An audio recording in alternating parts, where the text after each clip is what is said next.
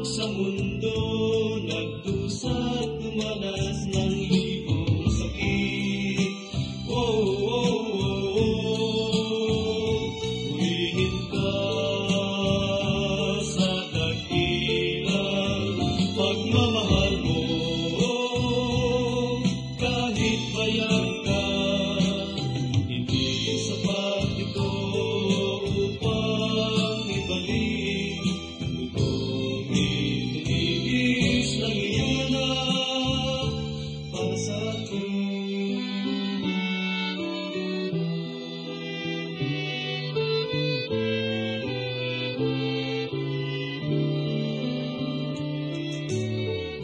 Dakilang Diyos kay buti mo, sa isang tulad mo, masuwayin sa nais mo. Di may pansin, laki ng pagmamahal mo, pinagkapalit ako, pinatawad sa mga kasalanan ko. Purihin ka sa dakilang pagmamahal mo, kahit bayan ka, hindi sapat ito upang ibalik ang dugong itinigis ng iyong anak para sa akin.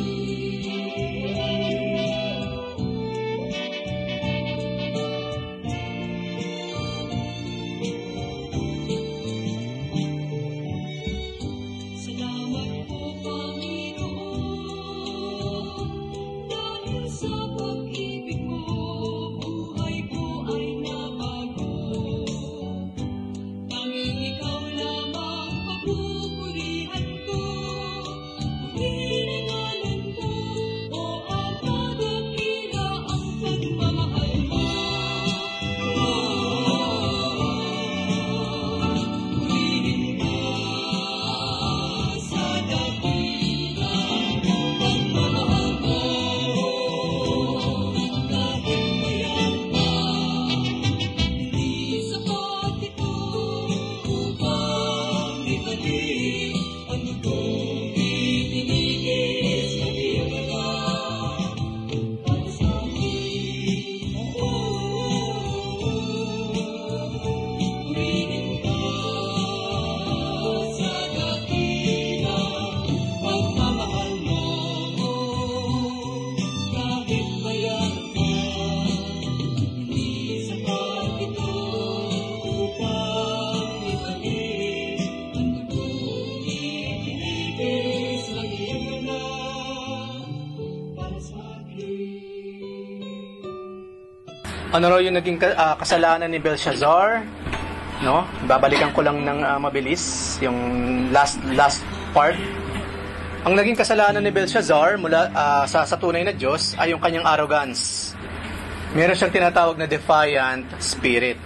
Na even though alam niya na ang kanyang magulang na si Nebuchadnezzar ay later on in life nagkaroon naman ng faith sa Lord, sa Diyos, sa totoong Diyos ni Daniel, but still nagpatuloy pa rin siya sa kanyang defiant actions against God.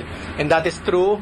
Pagsamba sa mga Diyos-Diyosan ng Babylonia, it was also blasphemy displayed in the defiling of the temple vessels. Yung mga gamit sa loob ng templo ng Jerusalem, kinuha ni Nebuchadnezzar, at hindi lamang niya kinuha, ginamit pa niya para sambahin yung mga Diyos-Diyosan. So it was also idolatry. Makikita natin yung kanyang sarcasm, no? Yung sarcasm ni Daniel kay Belshazzar as he described the idols they were worshiping. At ang description ni Daniel, kung maalala ninyo, sumasamba kayo sa mga Diyos-Diyosan, sa mga Diyos na gawa sa ginto, sa silver, sa copper, sa kahoy, sa marble, na mga Diyos-Diyosan na merong mata, hindi naman nakakakita, merong ilong, hindi nakakaamoy, merong bibig, hindi nakakapagsalita, merong tenga, hindi nakakarinig, may kamay at paa, hindi naman makakilos. At yan eksakto yung Diyos na sinasamba ng mga tao ngayon. Hindi lamang ngayon, maging nung unang panahon pa. Di ba? Kaya galit na galit ang Lord eh. Sinasamba mo yung something na wala namang magagawa. Hindi na natin sinasabing sumamba ka sa tao. At least ang tao kasi merong tenga, nakakarinig, merong mata. Hindi pa rin. Pero itong mga ito kasi, imagine something na gawa lamang sa kamay ng tao, walang senses, tapos sinasamba mo siya, kinakausap mo siya, at yun ang ginawa nila Belshazzar. So, kung susumahin daw natin yan, it was rebellion against God. Because the king refused to let God be God. Kapag ang tao meron ng ibang Diyos na sinamba, inaalis nila yung pagka-Diyos nung nag-iisang tunay na Diyos. Kaya hindi ubra yung mga paliwanag nila o katwiran nila na hindi kaya naman ako merong picture ni Santa Santita kasi visual aid, di ba? Kasi iba kasi yung nakatwiran, hindi visual aid lang naman yan. Na example, lola ko patay na kasi siya. Kaya meron akong picture ng lola ko para nakikita ko pa rin siya. Ibang kaso yung tao, iba yung kaso ng Diyos-Diyosan. Kasi nga walang ibang Diyos, iisa lang ang tunay na Diyos, tapos kung sino-sino ang ang pinagbibigyan mo ng iyong faith. So galit na galit ang ating Panginoon. So nagkaroon ngayon ng judgment ng Lord kay Belshazzar. So ipasok na natin sa ating talagang pag-aaralan ngayon. At alam na natin tong kwento na ito. The inscription on the wall, yung sulat, yung sulat sa wall. At yung sulat sa wall, ang sabi diyan sa ating kung babasahin na yung Biblia, ang sabi sa ating teksto, ang nakasulat daw doon kasi merong kamay out of thin air, merong kamay na sumulat sa pader. At yung isinulat nung kamay na yon, mene mene tekel uparsin. Pwede namang isang beses lang mene, tekel, o parsin. Ngayon, yun ang reason kung bakit pinatawag ni Belshazzar, si Daniel, upang ipaliwanag, what is this? Ano ba itong mene, tekel, o parsin na ito?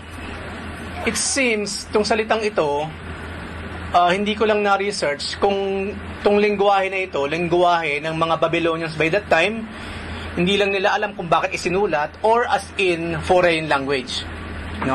Maganda siguro magkaroon tayo ng time, i-search natin. Ano ba yung mene, tekel, uparsin? Babylonian language ba siya or something very different kaya hindi maintindihan nila Daniel? Kung kaya naman itong si Daniel, nung kaharap na niya si Belshazzar, yung hari, ibinigay niya yung interpretation sa mene, tekel, uparsin.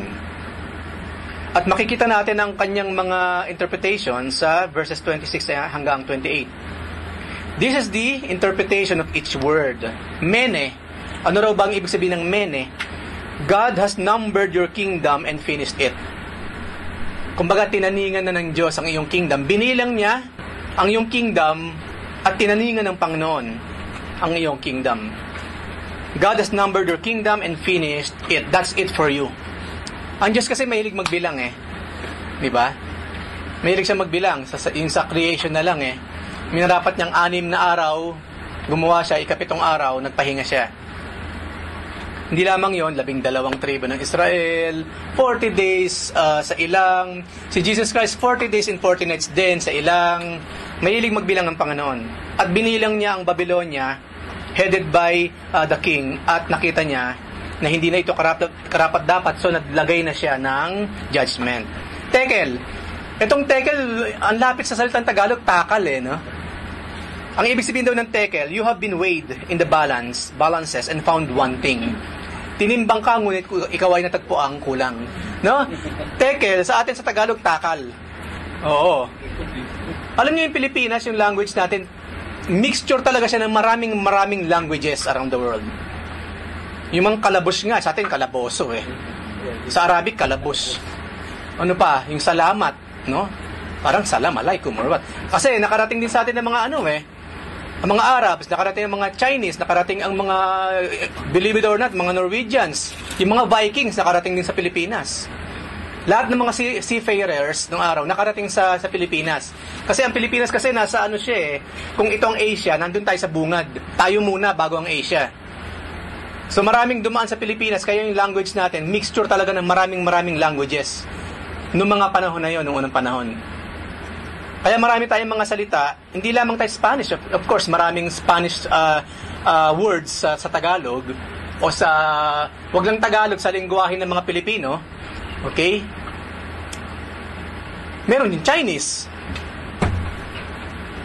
Merong Chinese word tayong ginagamit, merong Spanish, merong American, of course, English, merong Norwegians, merong Viking words. At maraming pang iba. At ito, nung mabasa ko ito, mukhang itong mga taong ito, nakarating din ng Pinas. Who knew? Kasi kumalat ang mga tao by that time. Maring meron nakarating sa Pilipinas.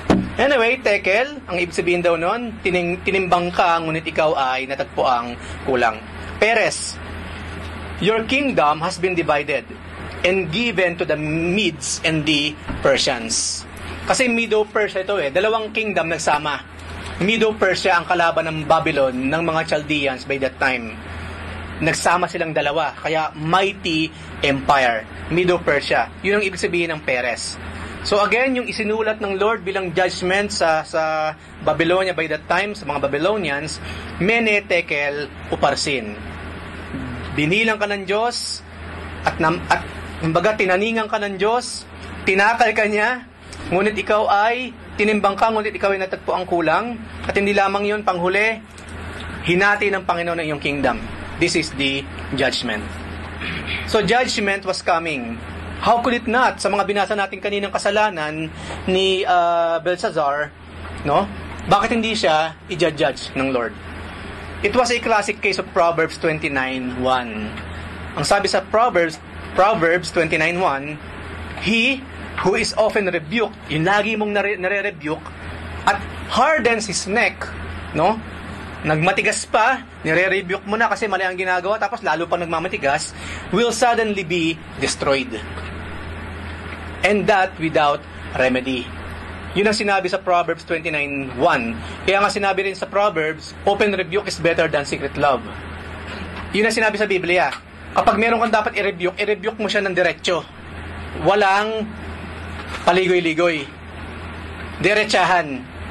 At ang sabi rin dito, kapag na-rebuke mo yung tao, tapos gumawa na naman ng something na mali, na-rebuke mo na naman, tapos hindi lamang yun, nagmatigas pa siya, then ang Lord ang nagsabi, yung destruction, darating sa kanya. At wala siyang lusot. There will be no remedy at all. Di ba maraming tao kasi titigas ng ulo sinabihan mo nang wag mong gagawin to. Kasi wala namang pinatutunguhan, kundi nasisira lang ang dignity mo. Anong pangalan meron ka ngayon because of that? Tuloy pa rin, sige pa rin. No? Hindi niya alam darating ang time, the only treasure that you will have, of course, besides God, yung pangalan mo. Mga kapatid, masira ng ang pagkain. Huwag lang ang pangalan mo. Masira ng bahay mo, ang bubong mo, ang kotse mo. Huwag lang ang pangalan mo. Kasi yan ikaw Kaya nga, kunyari, nag-a-apply ka. Tapos lumalamang yun ang pangalan mo. Teka, parang ikaw yata yung sinasabi ng yung kabilang kumpanya kasi kaibigan ko yung may-ari. Ikaw ba yun? Ako nga po. Hindi pwede. Hindi pwede. Right? At the end of the day, yung tangi nating hawak upang i-present sa tao, our names. Di ba nakakalungkot yung pag sinabing kunyari, ang pangalan mo Nene. Pag sinabing Nene, chismosa yan. No? Chismosa yan. Yan ang nagpapakalat ng mga maling balita dito sa trabaho namin. Di ba ang sagwa? Pag sinabing Totoy, Totoy, maraming bakala na humahabol dyan. No? Ang daming credit line sa mga bakala, mawawala na lang bigla, si Sadik ang magbabayad, kawawa yung tao. O bakit sila na naman to? Sino pa? Di ba ang sagwa, di ba? Yung nakilala ka sa ganung klase ng kapamaraanan, pangalan lang ang pinag-uusapan natin doon. Hindi ka pa nakikita, pangalan mo pa lang. At ayaw natin ng ganun. Yung nata-typecast ka sa isang bagay, di ba sana sa bagay na mabuti Kunyari, pag sinabing Nene, napakabait niyan. Ano kaya pag sinabing Nene, masarap magluto niyan. Di ba? Gusto natin yung ganyan, hindi yung kapag nabanggit yung pangalan mo, negative ka agad. Naku, mag-ingat ka dyan. Ang takaw niyan or what. Sino sa atin nung gusto ng ganun pag nabanggit ang pangalan mo, iba yung umaasim ang mukha ng tao? Ayaw natin ng ganun. Then do something about it. Lilit ang mundo mo kapag sira ang pangalan mo, kapatid. Liliit ang mundo mo. Kapag sira ang pangalan mo, liliit ang mundo mo. Yung room for opportunities, liliit ng liliit.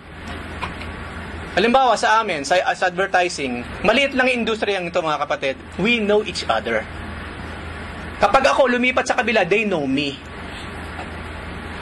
Yung boss ko, kilala rin nila.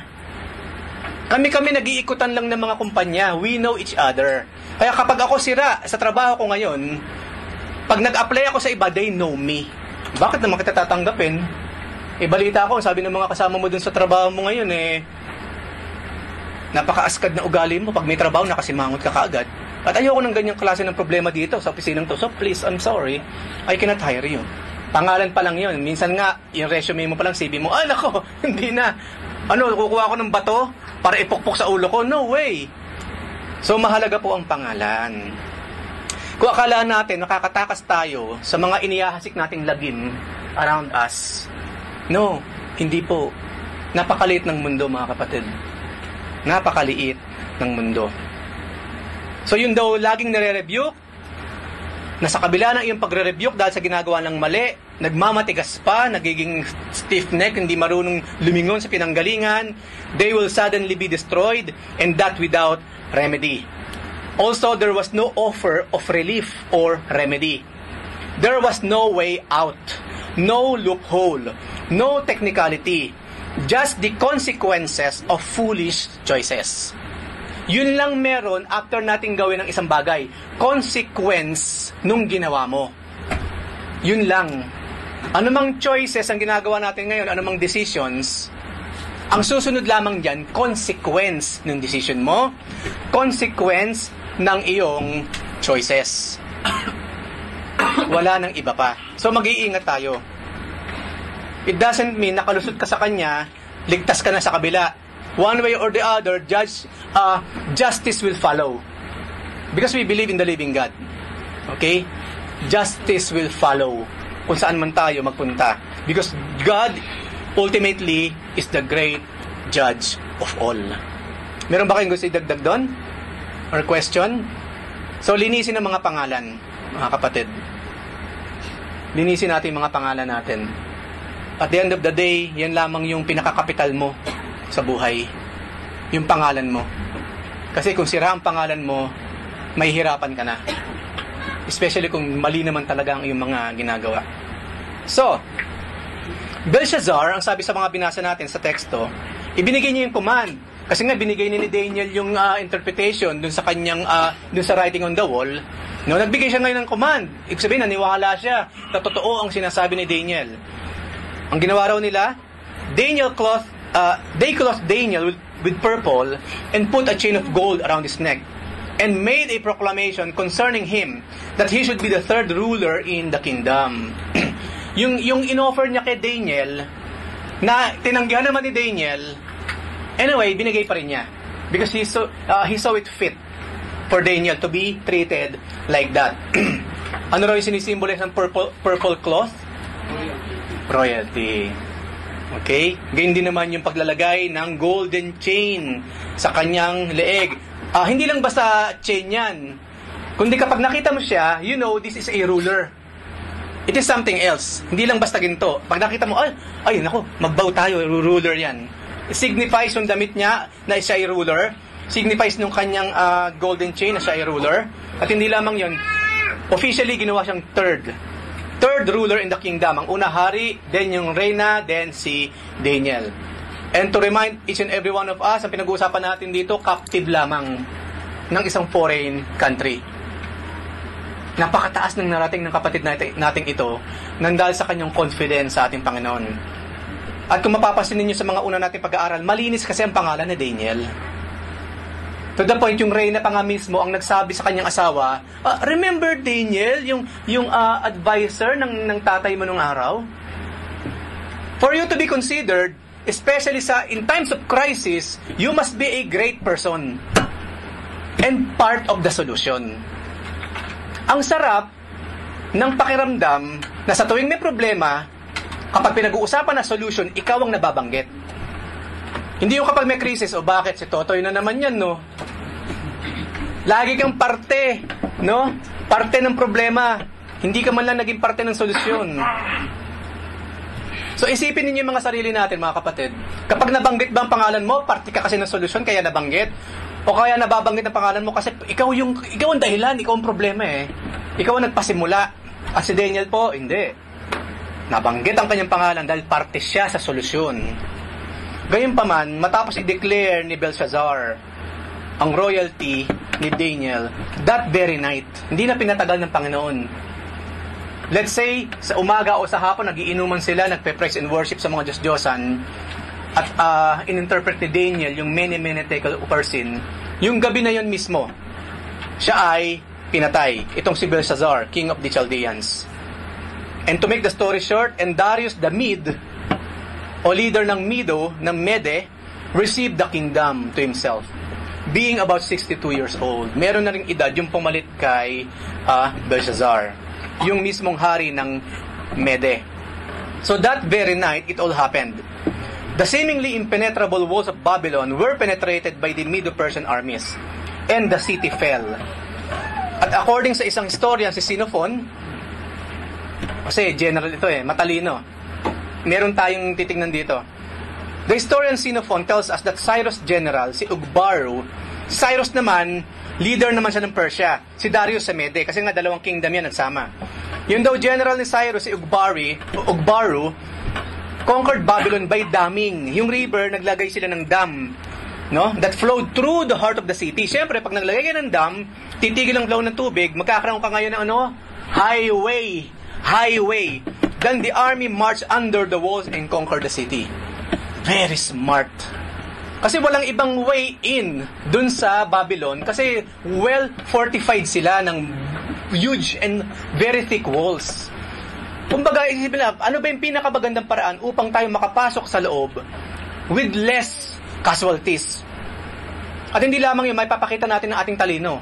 Simple lang, look at the river. No? Look at the river. Yung simpleng taong walang wisdom, hindi may isipan yan. Tutuyuin mo ang river? How can we do that? Simple lang, gumawa ng dam. Tumigil ang flow, nagkaroon sila ng malaking highway papunta doon sa ilalim sa city, walang kamalay-malay yung mga tao. Na yung river pala, mga nangatuyo na, at later on, yung umaagos, hindi na tubig, tao na, army. So smart. And we are talking about what? Pagans. Unbelievers. Dito sa pinag-aaralan natin, ako personally nakita ko, hindi ko mo unbeliever, hindi matalino. Matalino rin sila, mga kapatid. Pero supposedly, mas matalino tayo sa kanila. Simply because we are royals. We are children of God. See, look at that. Kung ikaw yung general, ikaw si Ugbaru. O sige, general. Now is the time. Paano natin i-conquer ang Babylon? Ikaw ba? Siyempre magbe-brainstorming kayo. O sige, mga generals, ano sa tingin niyo? Paano? Umakit tayo sa wall. Ano yung sa tingin niyo? Bigay kayo ng sample. Paano mo, kung ikaw yung general, kasama ka sa mga nagbe-brainstorming how to conquer Babylon, ano yung mga idea mo? Magbigay tayo ng example. Magpadala tayo ng spy para makonquer natin ang Babylon. Ano pa? Wala bang ano sa atin? Tacticians dito or what? Use a catapult to break the walls. Use catapults, of course, mga hardwares. Gamitin natin ang ating hardwares. Ano pa? Assassination, okay, what? Why not? Decapitation, kumbaga. Putulin ng pinakaulo ng ahas. Yung iba, magka-climb sa wall. Right? Pistok. Iko-conquer nyo nga, pistok pa. Baka sa ko na, isuko mo na naman yung bayan ninyo sa akin. No, let's have peace, not war. Ikaw, anyway, bigyan nyo na sa akin yan. Sacrifice, mahal sa chest pa. Sacrifice ko na, saka wala. Sacrifice? Sino naman yung sa sacrifice? Pawns. O sino naman yung mga pawns? Mga tao kasi sacrifice mo. Konti. Nalagasan ka lang ng tauhan pag ganun, no? See? Kung tayo nasa kalagayan, hindi pa natin yung alam yung naging way nila, ikaw ba maiisip mo, hindi, madali lang yan. Tuyuin natin ang river. Pag tuyo ng river, gagawin nating highway, doon tayo dadaan, papasok doon sa city ng Babylonia. Who among us ang makakapag-isip ng ganun? River, tutuyuin mo? Especially sa panahon nila, wala naman silang construction materials by that time, wala silang trucks, walang bulldozer. Tao ang meron sila, tao.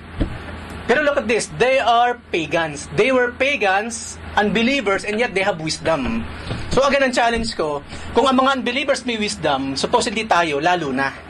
Notice, however, that before Belshazzar was killed and his kingdom conquered, he ordered the rewards to be given to Daniel, including that he be made the third highest ruler in the kingdom. Minarapat ng Lord yan. Minarapat ng Lord na bago mapatay itong si Belshazzar, magkaroon ng mataas na posisyon si Daniel sa Babylonia.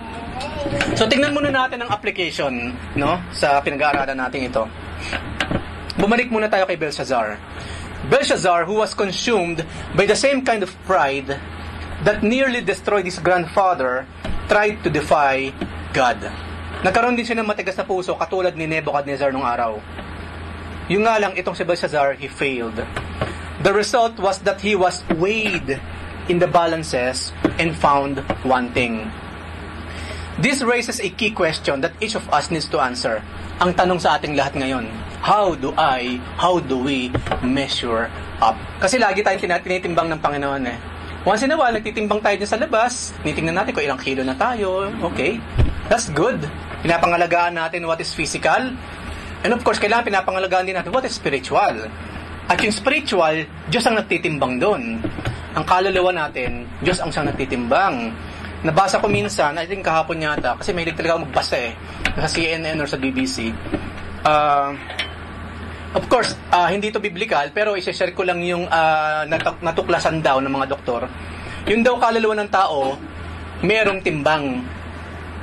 Ang timbang daw niya, 21 grams. Kasi meron daw kasing tao, no, yung bangkay, yung patay, tinimbang, nagtataka raw yung mga doktor, bakit kaya ganon? Yung patay, pagbuhay pa, ito yung timbang niya.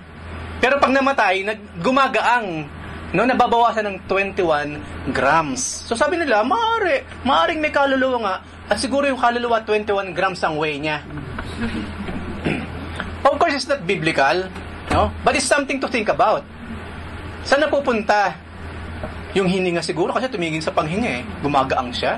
O merong something na nag-evaporate sa katawan niya, at pag tinimbang uli siya, pag namatay siya, gumagaang or what? Ha? Fluids? Kunyari, wala naman tumutulo-tulo pa, hindi pa Kasi yun napansin, kasi tinitimbang yan eh. Di ba, ino-autopsy, yung utak na tinitimbang eh. Tinitignan, di ba? Wala naman problema or what? Wala naman siyang sakit sa utak or what? Oo nga, konti lang ang pagkaka-usage nito ha. Di ba, slightly used, hindi overused.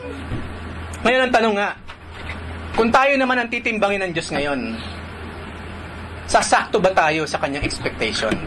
Si Belshazzar kasi, hindi siya tumugma sa expectation ng Lord. Dito sa kwento pinag-uusapan natin, God expects something from us.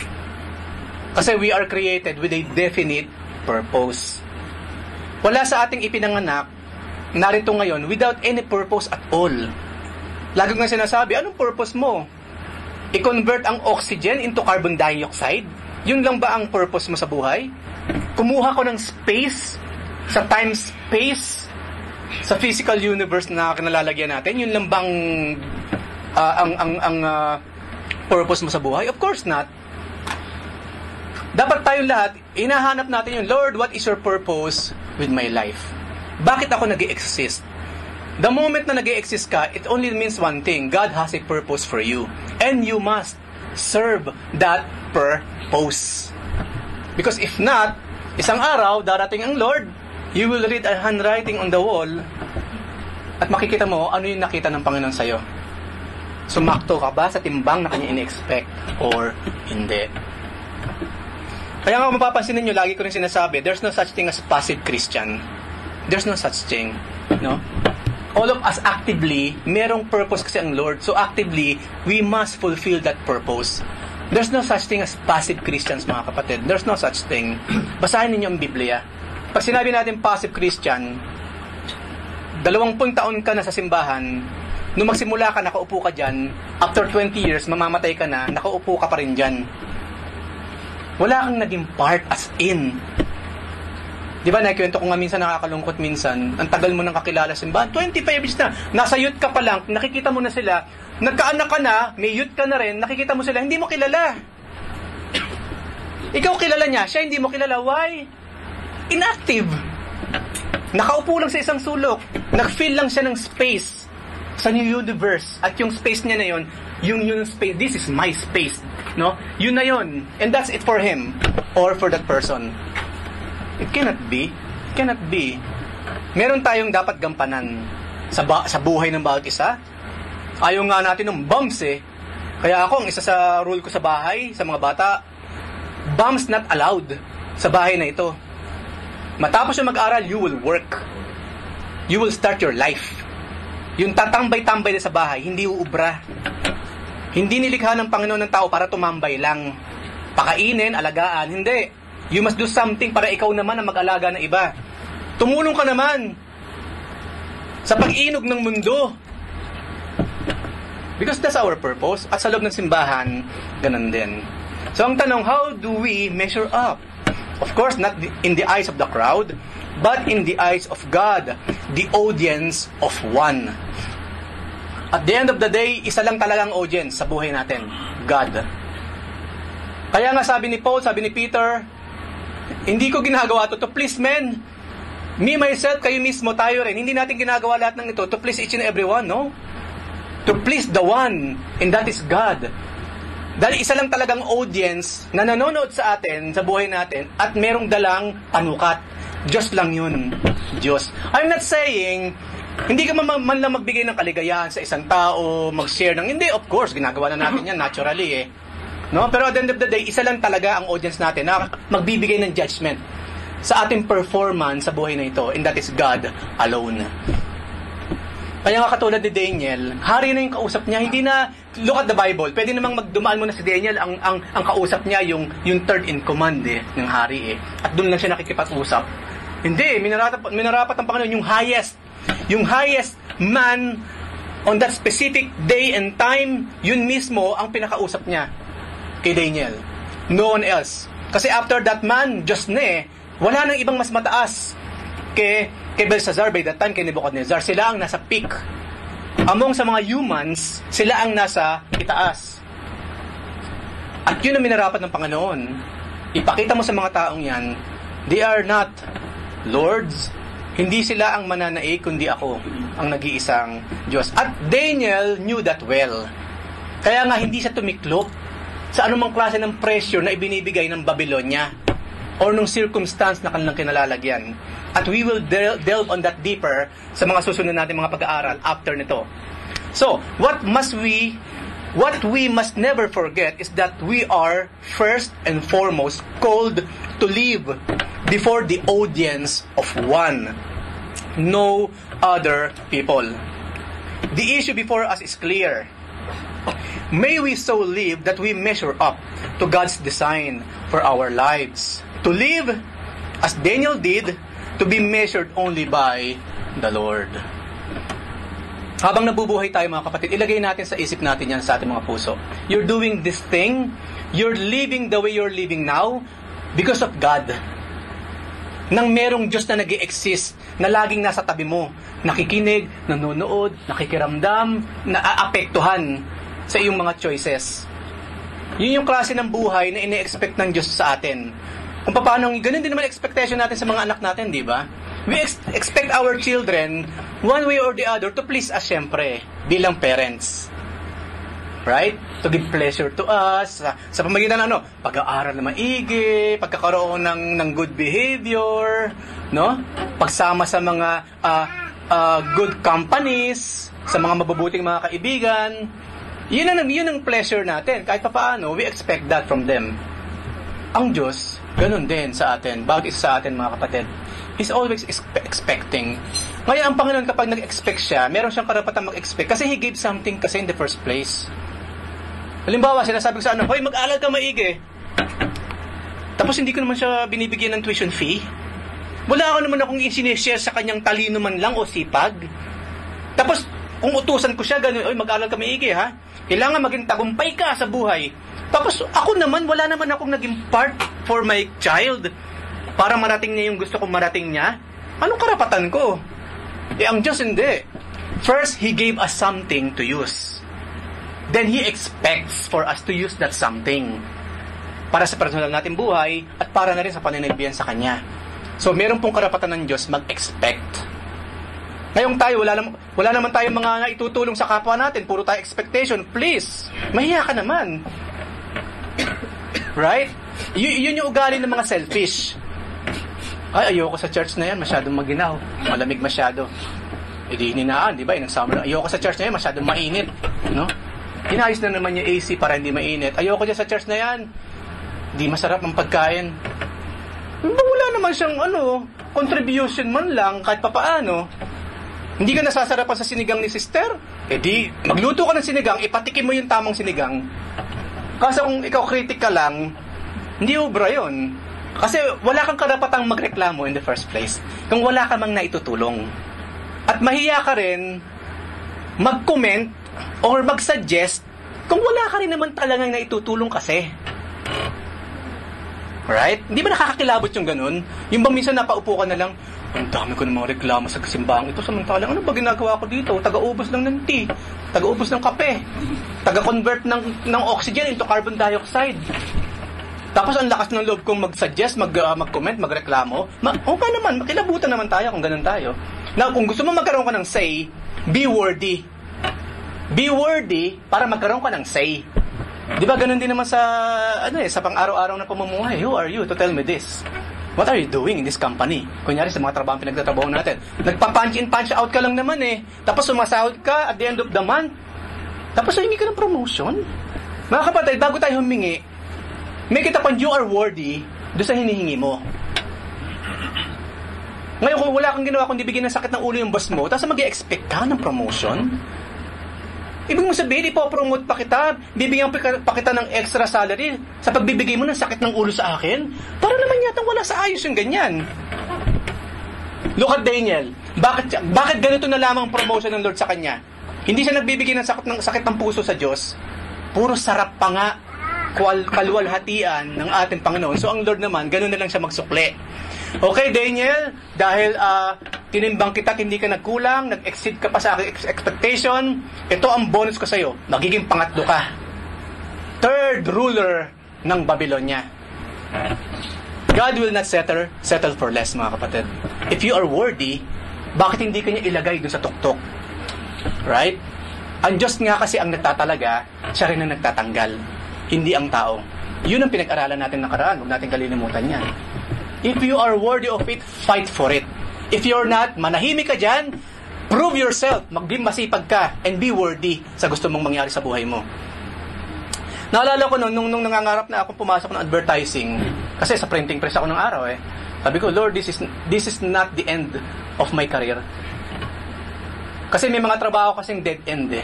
Na kapag nandun ka na, wala ka nang makikita, that's it for you, pader. Habang meron akong contentment, I do believe, sabi ko, Lord, I do believe this is not yet the end for me. I would like to go out. Alam ko ang consequence. Kapag lumabas ka, mas maraming trabaho, mas pressure, hindi lamang yon, mas malaki expectation sa'yo. Kaya kapag ako nagpe-pray, Lord, if I am worthy, alisin mo ako dito sa posisyon ko ngayon, ilipat mo ako doon sa gusto kong puntahan. That is my prayer. I am worthy, Lord. If not, let me stay. Hindi ako nagdidikta sa Diyos, mga kapatid. No, I'm not. Huwag din tayong diktador. No? Assess yourself first. Gusto mo ng higher salary, better position sa trabaho mo, then you must be worthy of it first. Kung hindi, inilagay ka ng Diyos doon para mapahiya ka lang. Maraming ganyan eh. Nakikita ko rin mismo sa industry kasi namin sa advertising. Kung kulang ka dito, hindi ka magtatagal. At maraming ganun, sandali lang, wala na. Konting pressure, konting utak lang naman ang kailangan, hindi pa magamit. No? Sa trabaho kasi namin, each and every day bago ginagawa namin. Hindi kami mechanical. Hindi mechanical advertising. Every day, numerous ideas, new ideas every day. Kung hindi mo kaya yan, huwag kang mag-expect ng something better. And yet, maraming tao ganun. Mag-a-apply ka, alam mo kung sino. Kapag ayan na ngayon, ang ganda-ganda ng CV.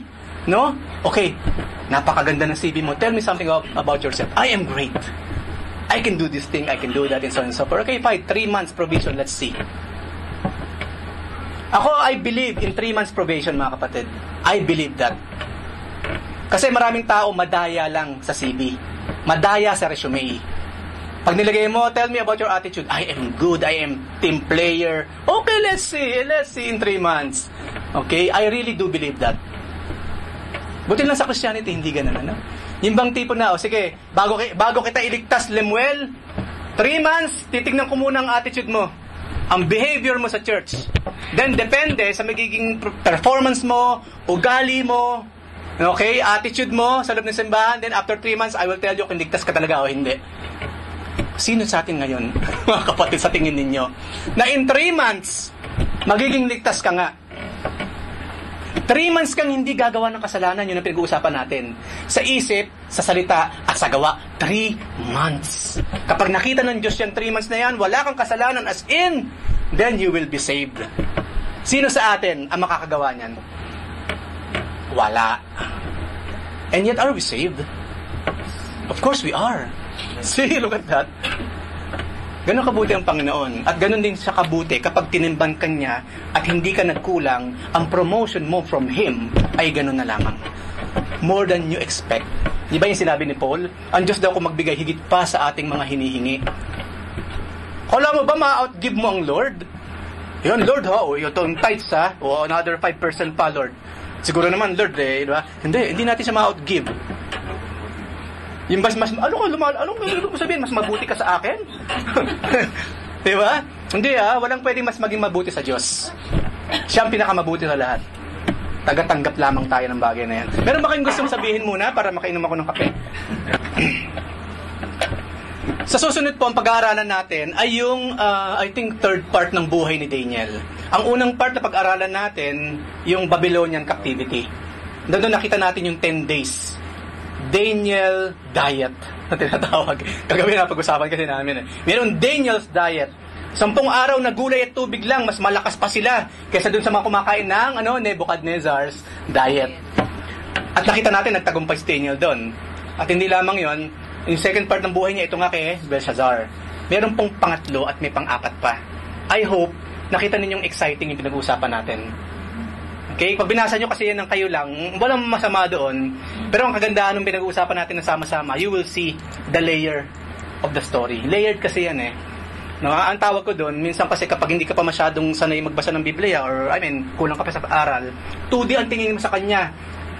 Letra, titik, na ink na nakadikit sa papel. And that's it for you. Darating ang time, you will see something behind it. And something behind that. And something behind that. It will come kung tayo makikipag-cooperate sa ating Panginoon. At yun ang ginagawa natin ngayon. Not only the ink na nakadikit sa papel, but look, we are delving deeper behind the story. Ngayon po sa Daniel, meron siyang tinatawag na a life of devotion. Hindi nagtalaga si Daniel ng time of devotion. Hindi siya ganon. Tayo kasi ganon, kailan ba ang devotion time natin? Ngayon nga sana, kaso kain tayo ng kain We are devoted to eating. Di ba? Tayo, kapag nagdagdagay ng devotion sa Diyos, oras, minuto, once a day, once a week. Si Daniel, lifetime ang devotion niya. Ipasok ko rin, sabi natin, pag matatapos ang gawain, mga kapatid, tapos na po ang worship, tapos na po ang praise and worship. Kung tutusin, hindi ko sinasabi mali yun, pero kung tutusin, hindi po natatapos ang worship. Worship never ends sa buhay ng isang Kristiyano. Service never ends sa buhay ng isang Kristiyano. It is lifestyle. Gawin mo siyang lifestyle para hindi ka mahirapan. Hindi siya ini-schedule. Na every Friday, Lord, I will worship you in spirit and in truth. Every Friday. Hindi ba pwedeng everyday na? Bakit one day lang? Hindi ba sabi ninyo at least one day a week? Ang ibig sabihin, anak, yung one day each week, yun yung wala kang ibang ginagawa, kundi ito lang. Pero magagawa mo rin naman ng ibang bagay sa bawat araw ng iyong buhay. Prayer. Nakaschedule bang prayer natin? Teka, kailan ba ako huling nag-pray? Nung may sakit sa tatay. Teka, kailan ba ako huling nag-pray? Nung may utang ako, hindi ko mabayaran. Yung bang schedule natin ng prayer? Kapag may problema ka, saka ka magpe-pray. At kadalasan, ganyan tayong lahat. Kailan tayo nag-pray nung wala kang problema? Yung bang, Lord, maraming salamat. Kaya ka nagpe-pray, puro pasasalamat ang ginagawa mo, wala kang hinihingi. Kailan nangyayari sa atin yung ganyan? Dapat meron. Kasi kung hindi, napaka one-sided naman natin, anak, kapag nakikipag-usap ka sa akin, lagi ka lang kasi may problema o may kailangan lang. Hindi ba pwedeng minsan pag nag-usap tayo, puro papuri na lang, puro pasasalamat? Right? Or left? Alright. So, paminsan-minsan, pag nag-pray tayo, hindi ko sinasabi huwag ka humingi, pero nakakapagtaka kasi, minsan kapag lumapit tayo, o kadalasan, laging hinihingi ka kasi. Hindi ba dumarating yung time na wala ka nang mahingi? Lord, maraming salamat. Pinoprovide mo na kasi lahat. Kasi po, pinoprovide mo na lahat. So, puro praise and worship ang ginagawa mo kapag ikaw ay nananalangin. Napakasarap siguro nun sa parte ng Panginoon. Maging sa mga anak, sa kasamagulang, masarap yung ganun No, yung lalapit yung bata, sa isip mo, ano naman kailangan itong batang to? Kasi paglapit, thank you, mommy, thank you, daddy. Yun lang pa ang gusto niya mangyari, mag-uusap kayo, yun ang sasabihin niya. Hindi ba ang sarap ng ganun? How much more ang ating Panginoon? So, a life of devotion. What is it that you cannot live without? Daniel will face that critical question next. Ano yung bagay sa buhay na hindi ka mabubuhay kapag nawala yun? Napakaganda ng question, ano? Oo nga naman. Ngayon, isipin ninyo, ano yung kapag nawala sa'yo, you will not live. At sige, ano? Sige na nga, sagutin nyo na. Sige. Cellphone. Internet. Nasa opisina na, naku, naiwan ko yung cellphone ko. Babalik na naman sa bahay. Walang internet. Biro-biroan din sa amin sa opisina yan eh. Kasi online kami lagi eh. Kasi yung mga images online. Sabi namin, pag walang internet, how can we work? There's no internet. Punta lang nung araw, hindi. Kahit walang internet, makakapagtrabaho ka eh. Ano pa? Yung ba yung you can live? Yung mga something na life and death ang sitwasyon pag-usapan natin. Para inaraw daw natin pag-usapan natin. What is it that you cannot live without? Oxygen. Okay. Amen. Okay, ano pa?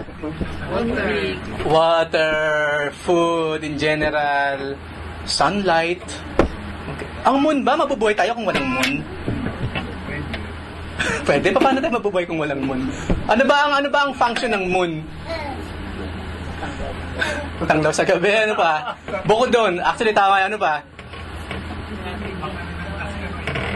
Pangsalo ng asteroid, gravity thing sa gabi. Di walang high tide kapag walang moon, di ba? Ano ba?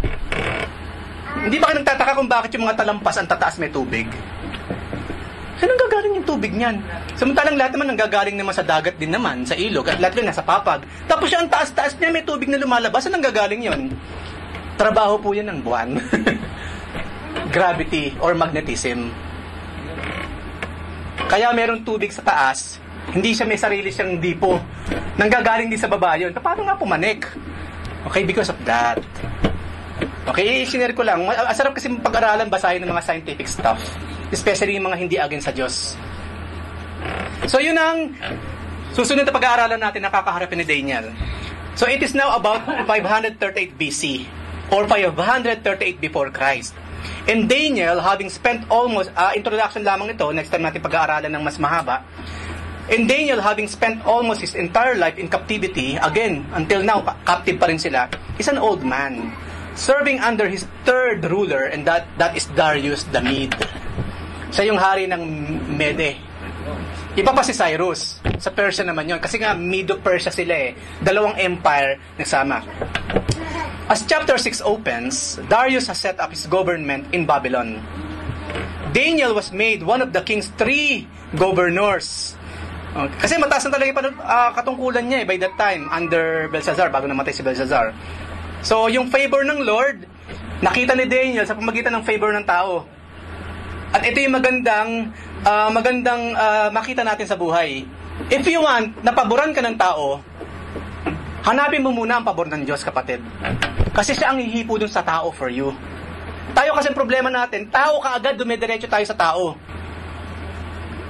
Magpakitang gilas ka muna sa Diyos. At magbibigay siya ng wisdom, hihipuin yung puso ng tao, yung boss mo. Katulad na ginawa niya kay Pharaoh. Kaya niyang palambutin, patigasin ang puso ng Pharaoh. Ganon din yung mga boss natin. Sino sila compared kay Pharaoh? Wala. Hindi tao, mga kapatid. Diyos. Meron kang something na gusto sa opisina, gusto nga ma-promote ka, madagdagan ng sahod mo, Diyos ang unang kinakausap. Nakikipag-settle ka sa Diyos muna. Hindi sa tao. Siya na ang hihipo doon, kapatid. Siya. Yun nga kasi ang problema natin eh. Napakakunat nitong boss ko na ito, napakasama na ugali. Sa kanya ka lang kasi nakafocus eh. Wala kang magagawa sa kanya ever. Merong magagawa ang Diyos. Kaya sa Diyos ka makipag-usap, siya ang kakausap dun sa tao. That is the Christian way of doing things. Kaya ulitin ko po, Diyos ang kinakausap. Be good to the Lord, and the Lord will be good to you, at gagamitin yung mga tao around you to bless you. That is God's way. Yun yung paulit-ulit natin pinag-uusapan sa mga ating mga pinag-aaralan. So Daniel was made one of the king's 3 governors over the entire realm. Everything in this new government was complex. Because of the weakness of a split kingdom nga kasi. Cyrus of Persia, Darius of Media, and dual bureaucracies. Lahat dalawa. Laging dalawa kasi dapat pantay eh. Bakit person ang judge? Okay, meron ding judge na median. Mahirap yung ganyan, dalawa. Sa opisina nga lang, pag dalawang boss, napakahirap eh. Sabi niya, oo daw eh. Hindi pwede. Tapos pag hindi mo ginawa, magtatanong isa, sabi ko, oo, ba't hindi mo ginagawa? Sabi niya, hindi daw eh. Di ba mahirap yung ganon? At yun po ang kalagayan by that time ng kingdom na ito. So they need people to govern each group ng tao sa loob ng kaharian. At panghuli, makikita natin yan sa Daniel 6:1-3. It pleased Darius to appoint 120 satraps or mga leaders to rule throughout the kingdom. Kasi mas lumaki na ang kingdom nila. Nadagdag na yung Babylon. With 3 administrators over them, one of whom was Daniel. Imagine na hindi siya madidemote. Nandun pa rin, i-maintain ng Lord yung kanyang promotion, yung kanyang posisyon. The satraps were made accountable to them so that the king might not suffer loss. Now Daniel, so distinguished, look at these terms, so distinguished, na kapag sinabing Daniel, panalo yan. Sino ba leader natin dito? Si Daniel, panalo yan, sigurado na ito. Ganun siya, yung pinag-uusapan natin. Now Daniel so distinguished himself among the administrators and the satraps by his exceptional qualities that the king planned to set him, ipopromote na naman, to set him over the whole kingdom. Para siyang the king's hand. Para siya magiging kanang kamay ng hari. Hindi na siya third. Ang plano ng king, nagiging second na siya. Promotion. Yung nga lang, bago yun, sinabi niyan, meron siyang exceptional qualities. Hindi lamang basta exceptional qualities, exceptional Christian qualities. Exceptional Christian na kalalagayan, ugali, behavior, at mga kapamaraanan. Nakita ba ninyo kung sino talaga may karapatang mapunta sa matataas na posisyon? At sino man yung talagang dapat bigyan ng parangal? Like Daniel. So kung tayo ngayon nangangarap pa, kaya ako magiging hari ng Saudi Arabia? Yung mga ganun ang pangarap mo? Okay, fine. Crown Prince muna. Bakit? Are you worthy? May exceptional ka ba sa mata ng Diyos? For you to think something about that. So be realistic. I-share ko lang yung mga napag-uusapan nung araw, nung unang panahon pa. With God, all things are possible. Lord, bigyan mo ako ng kotse. Panginoon, Escalade. Kasi, bakit ka magsasettle for less nga naman, di ba? Diyos naman ang kausap mo. Panginoon, Escalade. Ano mangyari Escalade? Cadillac. Ay, ang trabaho mo, assistant janitor ka. Hindi proportion, di ba? Actually, niloloko-loko mo ang Diyos kapag ganun ka. Siyempre, of course, sa Diyos talaga, wala imposible. Pero tatanong nyo, aanhin mo naman ang Cadillac. At huwag mo akong loloko-lokohin, hindi mo ako maghahatid sundo po ako sa mga kapatid. Oh, yeah, right. Alright. No? Hindi, Cadillacad ka pa rin. Kasi di natin pwedeng lokohin ng Diyos eh. Ang sabi sa Biblia sa Proverbs, honor the Lord with your possessions. Kung hindi ka willing gawin yon, bakit ibibigay sa'yo ng Diyos? Bibigyan ka ba ng Diyos ng something tapos through that thing, hindi mo siya mapaparangalan? Of course not. Hindi nawawala sa sarili ang Diyos. Tayo ang nawawala sa sarili kapag ganun tayo. So may kitapan kung may hinihingi tayo for the glory of God. Hindi lang sa salita. Kitang-kita talaga. Kitang-kita talaga. Kaya nga lagi rin namin na pag-uusapan, talagang smart ang phone mo kung may Biblia man lang siya. Hindi yung puro apps, puro games, Candy Crush, tapos walang Bible. Ano kina-smart niyan? Bakit naging smart yan? Imbis na magbasa ka ng Biblia, kasi may time naman, break time, nag-iisa ka lang naman, wala namang mga Arabo sa likod mo. Imbis na magbasa ng Biblia, mag-pray, Candy Crush. So, asan ang gloria ng Diyos doon? Simpleng example. No? Simpleng example. So, panghuli po, anyway, it's time. When Darius decided to elevate Daniel and put him in charge of the entire realm, Daniel again found himself under scrutiny. Hindi pa mawawala ang scrutiny sa buhay ng isang Kristiyano. Ever. Habang nabubuhay tayo sa mundong ito, maging sino ka man, evangelist ka, mega church ang hawak mo, merong scrutiny. All around. So next time po ang pag-uusapan natin, susunod na yugto sa buhay ng ating kapatid si Daniel, the problem of jealousy.